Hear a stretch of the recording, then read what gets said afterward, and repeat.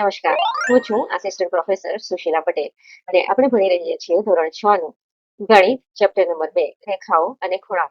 અને આજનો આપણો ટોપિક છે ખૂણાઓનું માપન, મેઝરિંગ ઓફ એંગલ્સ. આપણે ખૂણાઓ કેવી રીતે માપીશું એ આજે શીખવાના છીએ. મિત્રો, સૌ જાણો જ છો કે આ જે ચેપ્ટર છે એ ખૂબ જ લેન્ધી છે અને એના ઘણા બધા વિડીયો આપણે અગાઉ બનાવી ચૂક્યા છીએ.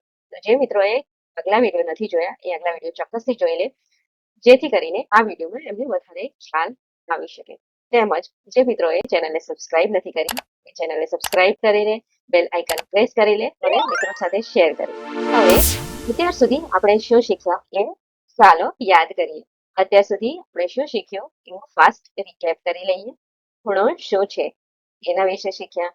ખૂણાના ભાગો કયા કયા છે એ શીખ્યા. બે ખૂણાની સરખામણી કઈ રીતે કરવી એ પણ આપણે શીખી ગયા. કયો ખૂણો મોટો અને કયો નાનો એ કેવી રીતે નક્કી કરવું એ પણ આપણે શીખી ગયા છીએ. ખૂણાના વિશિષ્ટ પ્રકાર જે આપણે આગલા વિડીયોમાં શીખ્યા છીએ. હવે પ્રશ્ન એ છે કે શું કોઈ ખૂણો કેટલો મોટો છે તે સંખ્યામાં કહી શકાય?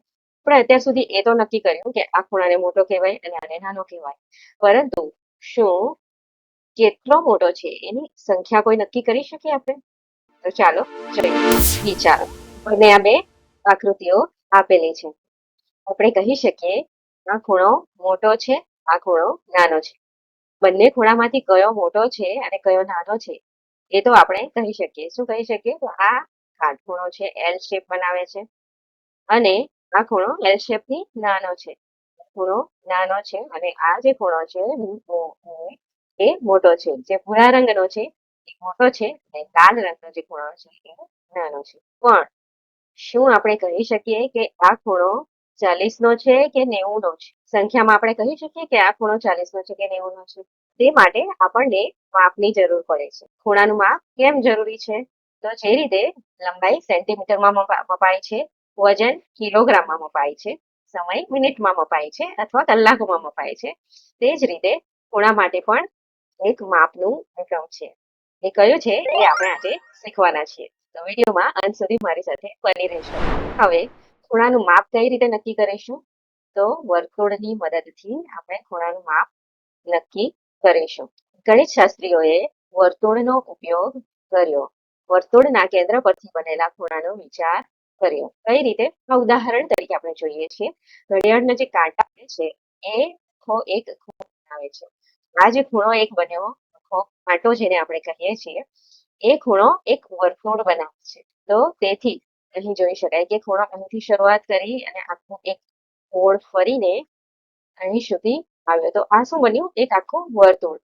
આખો આંટો જે છે એના માટે એક વર્તુળના કેન્દ્ર પરથી બનેલા ખૂણાનો ગણિત શાસ્ત્રીઓએ વિચાર કર્યો. આ છે આખા આંટાનો ખૂણો. તમે જોઈ શકો કે અહીંયા ખૂણાની જે બંને ભુજા છે એ બંને એક સાથે આવી ગઈ છે. જે રીતે આ ઘડિયાળની અંદર આપણે જોયું, ખૂબ ફર્યું આ રીતે અને પાછું આવી ત્યાં જ સ્ટોપ થઈ ગયું. તો આ બની ગયો આખો આંટો. અને જે ખૂણો બને છે તે અહીંથી શરૂ કરીને અહીં સુધી આ રીતે દર્શાવેલો છે. તો જે આ આખા ખૂણાનો વિચાર કર્યો, આ આખા વર્તુળને સમાન ભાગોમાં વહેંચ્યું. જે આ આખું વર્તુળ છે ને એને સરખા ભાગોમાં વહેંચી દીધું. આખું વર્તુળ બરાબર 360 સમાન ભાગ. આ જે આખું વર્તુળ છે એનું સમાન 360 ભાગોમાં વહેંચવામાં આવ્યું. આ રીતે આ આકૃતિ આપણા પાઠ્યપુસ્તકમાં આપેલી છે. વર્તુળને 360 સમાન ભાગોમાં વહેંચવામાં આવ્યું. દરેક ભાગ એક સરખો ખૂણો દર્શાવે છે. જે રીતે આ વર્તુળની અંદર જોઈ શકાય છે કે આખા વર્તુળને 360 ભાગમાં વહેંચેલું છે અને એની અંદર પણ એક એક અંશના ખૂણા દરેક સરખો ખૂણો દર્શાવે છે. 360 ભાગ દર્શાવતું વર્તુળ.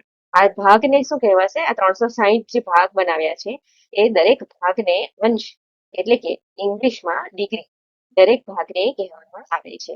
જે રીતે લંબાઈનો એકમ સેન્ટીમીટર છે એ રીતે ખૂણાને માપવાનો એકમ અંશ છે. એક અંશ અને લખવાની રીત શું છે? એકની ઉપર આ રીતે ગોળ રાઉન્ડ ટપકું. આ ટપકું જે છે એ ડિગ્રીનો સિમ્બોલ છે. તો આપણે એને કેવી રીતે લખીશું? એક અંશ એટલે એકની ઉપર આ રીતે ટપકું કરીને દર્શાવીશું. આ જે 360 ભાગ છે ને એમાંથી એક ભાગ એટલે એક અંશ. ખૂણાઓના માપ માટે આ એકમ ભાગ અંશનો ઉપયોગ થાય છે. કોઈ પણ ખૂણાનું માપ એ તેની અંદર રહેલા એક અંશ એકમ ભાગની સંખ્યા છે. કઈ રીતે? તો આ આકૃતિ આપેલી છે આપણને. ઉદાહરણ તરીકે આ આકૃતિ જુઓ. તેમાં એક અંશના ખૂણાના 30 એકમ છે. આપણે અહીં ગણી તો નથી શકતા, પરંતુ આ જે એક એક લીટી બતાવેલી છે એ 30 લાઈન છે. એક એક અંશના 30 એકમ છે. અને તેથી આપણે કહી શકીએ છીએ કે તે ખૂણાનો 30 અંશ છે. ખૂણાનું માપ કઈ રીતે નક્કી કરીશું? કે એની અંદર કેટલા એકમ છે એની ગણતરી કરીને. આ જે બે કિરણ છે એની વચ્ચેનો જે ભાગ છે એમાં કેટલા એકમ છે, એ એકમની ગણતરી કરીને કોને ખબર પડશે કે એ ખૂણાનું કેટલા અંશ છે. હવે જોઈશું વિવિધ ખૂણાઓના માપ. Measures of different angles. કયા કયા ખૂણા? તો સૌથી પહેલા જોઈશું પૂર્ણ આટાનું માપ અંશમાં કેટલું હશે. પૂર્ણ આટો એટલે આખું વર્તુળ, જે આપણે આગલી સ્લાઇડમાં જોઈ જ ગયા છીએ. આપણે તેને 360 અંશનો ગણ્યો છે, તેથી તેનું માપ 360 અંશ છે. જે આખો આટો છે એનું માપ આપણે જોયું કે ગણિતશાસ્ત્રીઓએ આખા વર્તુળનું 360 અંશ ગણ્યો છે. તો આખા આટાનું માપ પણ થશે 360 અંશ. હવે જોઈશું સરળ કોણનું માપ અંશમાં કેટલું છે. જે આખો આટો છે એના અડધો ભાગ એટલે સરળ કોણ. આ સરળ કોણ છે. સરળ કોણ એ આખા આટાનો અડધો ભાગ છે. જેમ કે પૂર્ણ આટો 360 અંશ છે. જે પૂર્ણ આટો છે એ 360 અંશ છે. તેથી અડધો આટો 180 અંશ છે. 360 નો અડધો 180 અંશ બનશે. ત્યારબાદ છે કાટકોણનું માપ અંશમાં કેટલું છે. કાટકોણ આપણે આગલા વિડીયોમાં જોઈ ગયા છે કે સરળ કોણનો અડધો ભાગ એને આપણે કહીશું કાટકોણ. તો સરળ કોણ છે 180 અંશ અને એનો અડધો ભાગ છે કાટકોણ. બે કાટકોણ ભેગા મળીને એક સરળ કોણ બનાવે છે. એક સરળ કોણનું માપ 180 અંશ છે. તેથી એક કાટકોણનું માપ કેટલું થશે? સરળ કોણનું 180 ના અડધા 90 અંશ કાટકોણનું માપ બનશે. હવે પૂર્ણ આટો 360માં કેમ વહેંચાયો? આ ઓબ્વિયસ ક્વેશ્ચન છે. દરેક વિદ્યાર્થીને આ સવાલ થયો જ હશે કે ભાઈ 360 અંશમાં જ કેમ વહેંચાયો છે. તો આપણે આજે 360 અંશનો ઉપયોગ કેમ કરીએ છીએ એનું કારણ સંપૂર્ણપણે જાણીતું નથી. કોઈ સ્પષ્ટ કારણ આપણે કહી શકીએ નહીં કે 360 અંશમાં જ કેમ આખા વર્તુળને વહેંચેલું છે. પરંતુ 360 એ અત્યંત ઉપયોગી સંખ્યા છે. શા માટે ઉપયોગી સંખ્યા છે? કારણ કે 360 ને 1, 2, 3, 4, 5, 6, 8, 9 અને 10 ફક્ત કયો અંક નથી? 7 નથી વડે સંપૂર્ણ ભાગી શકાય છે. તો 7 સિવાયના જે 1 થી 10 સુધીની સંખ્યાઓ છે એ સંખ્યાઓ વડે 360 ને સંપૂર્ણ એટલે કે નિશેષ ભાગી શકાય છે. તેથી વર્તુળને સમાન ભાગોમાં વહેંચવું સરળ બને છે. દરેક ભાગનું માપ પૂર્ણાંક અંશ હોલ નંબર ડિગ્રીમાં મળે છે. 360 ને 12 વડે ભાગી શકાય છે. વર્ષના 12 મહિના. 360 ને 24 વડે ભાગી શકાય છે, જેમ કે દિવસના 24 કલાક. આ કારણસર 360 અંશ પદ્ધતિ વર્ષોથી ઉપયોગમાં છે અને આજે પણ પ્રચલિત છે. યાદ રાખો, 360 એવી સંખ્યા છે જેને ઘણા અંકો વડે સંપૂર્ણ ભાગી શકાય છે. સંપૂર્ણ એટલે નિશેષ, કોઈ પણ શેષ વધ્યા વગર એને ભાગી શકાય છે. તેથી પૂર્ણાંક જવાબ મળે છે, અપૂર્ણાંકમાં જવાબ મળતો નથી. તેથી વર્તુળને સમાન ભાગોમાં વહેંચવા માટે 360 અંશ એ સૌથી અનુકૂળ માપ છે.